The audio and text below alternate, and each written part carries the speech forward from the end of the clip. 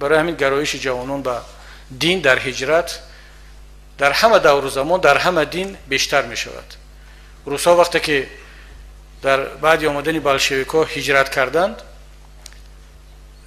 کسانی که طرفدار این نظام نبودند، نظام بلشویکی، بیشترش به اروپا به امریکا هجرت کردند، حتی به چین هم هجرت کردند. کلیسای پروسلاوی ارتدوکسی در خارج قوی‌تر از کلیسای روسیه شد.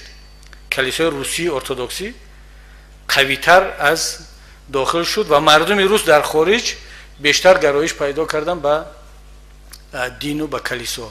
قوی‌ترین و بزرگترین مسجدهای روسی حالا در امریکا است، حتی در ارژانتین و برزیل هم هست، در مناطق شمالی چین هم دارند.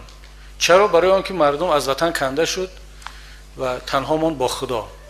تاجیک هم همین است، رفت به هجرت، تنها با خدا ماند.